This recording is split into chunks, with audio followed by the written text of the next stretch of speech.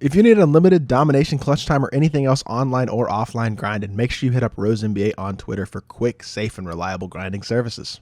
Yo, what is good, YouTube, and welcome back to another JC2K video. In today's video, I'm going to be building y'all the best limited lineup for week 6 of season 1 in NBA 2K23 MyTEAM. If you're trying to get your last ring, or even if you missed a ring, you're just trying to get more rewards, this is the lineup that I would recommend using for limited, and it's the lineup that I used personally for limited in this week. Already got my ring, which is why I was able to get y'all the Anthony Edwards gameplay earlier, because I picked him out of the limited option pack. The option pack just gives you a choice of the 11 takeover players from this season. I dropped a video earlier today on which takeover player I would pick depending on what situation you are in, so if y'all want to go look at that, but feel free to do so as well. But we got our last ring already. I'm going to show you all the lineup that I used to do so today. Before we hop into the video though, if you haven't already, make sure you hit that subscribe button. Help me push towards the 8,000 subscriber mark on the channel. I upload every single day, multiple videos a day, especially on content days like today, and I would really appreciate your support if you haven't already, if you do subscribe.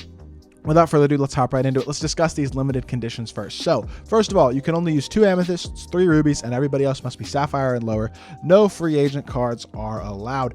That's it. That's the only restrictions this week. Very, very simple. So I'm going to show y'all the team that I would use, or that I did use actually for this week in limited. At the point guard position, nothing really changes. I've used this card basically every single week of limited this season. It's ruby, starter, Ja Morant, 6'3", capable driving layup, good shooter, good dunker, really good ball handler as well. Defensively, he's not very good, but I don't really care. That's not his role in the team. He's an elite slasher, a capable shooter with great speed and great lateral quickness for a ruby card. Very, very solid option at the point guard position for me personally, especially since he's got 25 silver badges as well, including a lot of solid ones like fast twitch, limitless takeoff, blinders, catch and shoot, claymore, corner specialist, clamp breaker, dimer, handles for days, quick first step, unpluckable, and then a bunch of bronze badges as well. So a lot of solid badges on this card. He's a great shooter and a great defender, really good, a great shooter and a great slasher, really good offensive ruby point guard, and I think he's the guy to throw in there at the point guard position. Now, shooting guard is also a pretty easy position for me personally, and I think it is Bruce Bowen. You could also go Danny Green, but after comparing these two cards, I think Bruce Bowen is just slightly better. He does a couple things better than Danny Green. For one, he has normal fade, which Danny Green doesn't have. They're both very capable shooters, 86 three-point shot, 65 driving dunks, about the same, and then a really, really good perimeter defender with 82 interior defense as well is super nice. 83 speed and excel, 93 lateral quickness. He's an elite defensive card with the ability to knock down open threes at a high level, and he has that normal fade, which is the best leaner in the game probably. Hoff Challenger, 14 golds include blinders, catch and shoot, claymore, corner specialist, green machine, ankle braces, chase down artist, clamps, interceptor, menace, off-ball pest, pick dodger, and workhorse, in addition to silver needle threader and bronze glove. Just an elite 3-and-D guy, gonna be your on-ball lock for this team, and honestly, he's also incredibly cheap. You can get this card for like 4,000 MT, whereas Danny Green is gonna be closer to 20,000. That's another easy reason to pick up Bruce Bowen over Danny Green. They're about the same card though.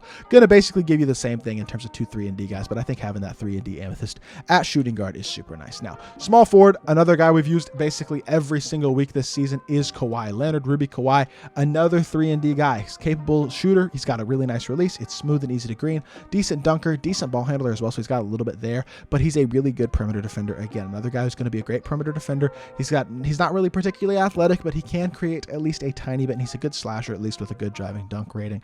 But he's a guy who's mostly just going to catch and shoot, smooth release, easy to green, and then play a lot of defense as well. Very similar card to Bruce Bowen, except at the 3. Gold menace, several good silver badges like clamps, glove, and interceptor, as well as pick dodger, and then bronze bully, comeback kid, guard up. Few good badges there as well. KAWHI is another very, very viable option. Then at power forward, again, we're recycling a lot of cards, using the same cards a lot, but it's hard not to, because this is another guy who just kind of is capable all the way around. He's not incredible, but he's got good size at 6'10". He can shoot the open 3 at a high level. He can dunk the ball a little bit. Not going to be much of a ball handler, but he's a solid all-around defender with 79 blocks, 78 steal, and 77 perimeter and interior defense. 75 speed isn't bad for a power forward. He's just another guy who's super solid all the way around. 75 lateral quickness. Like, his stats don't jump off the page at you. His badges certainly don't, with only 3 silvers and 6 bronzes, but I mean, he plays very capably. He's got a smooth, fast release. He's just a solid card. He's going to get the job done again at the power forward position. And then at center, we're using a new card today, and that is Mr. LAMARCUS Aldridge. This LAMARCUS came out today, and it's one of the better budget bigs in the game, if not the best right now. 6'11", 93 offense, 88 defense, coming with a 78 driving layup, really quality post game, 90 mid range, 85 3-pointer, a 75 driving dunk. Not much of a ball handler or anything, but an 82 block, 84 interior, is solid interior defense. He's a pretty good rebounder. Is not insanely slow, although 69 speed is not great. He's not horribly slow, and 69 lateral quickness is also not great, but he's got Hall of Fame mastery. He's got gold back down punisher, bully, drop stepper, post spin, catch and shoot, claymore, corner specialist, green machine, bailout, needle threader, anchor, post lockdown, box out beast, rebound chaser, and brick wall, silver rise up, clutch shooter, and break starter as well. Just a guy who's got a lot of good shooting badges and interior defensive badges in addition to like rebounding and mashing type badges. So interior, he's gonna be very capable on the interior on both ends, and is gonna be able to knock down a 3 at a high level with solid shooting ability as well. Just another very, very good Amethyst card. I think this is the type of starting lineup that you're gonna have an immense amount of success with if you run this lineup in limited. Now, off the bench, a guy like D Brown is the guy that I've been going with for the backup point guard position. I really don't play my bench much, to be completely honest, but what D Brown gives you is a guy who can shoot a wide open 3, really good dunker, not much of a defender, but he's got great speed, capable dunker, and can shoot the wide open 3. Kind of a mini Ja Morant off the bench. Same thing with the backup shooting guard position, very similarly to Bruce Bowen. It's a guy in Doug Christie who can shoot the 3-pointer at a high level, has a smooth release, and is a very, very capable defender, especially on the perimeter. Has some good defensive badges like clamps, challenger, ankle braces, pick dodger on gold, silver catch and shoot, claymore, menace, pogo stick, bronze chase down, glove interceptor, and post lockdown. Just another guy who's got solid defensive and shooting badge ability. And then at this 3, we go with another shooting guard. It's Jim Jackson. He's got pretty good size, a guy who can shoot the 3 at a solid level again, a very capable shooter, and a guy who's not a horrible defender either. Another pretty solid all-around 3-and-D type card. And backup power forward, I mean, same thing again. It's we're kind of replicating our starters in our bench just with sapphires instead of amethysts and rubies. And we're gonna go Donyell Marshall, a guy with an absolutely butter release, decent size. He's a knockdown shooter, has at least a tiny bit of athleticism. Not a great defender by any means, but it doesn't really matter that much. He can rebound the ball a little bit. He's got a little bit of size, and he can knock down some open shots with gold catch and shoot, claymore, corner specialist, things like that. A few decent silver badges as well.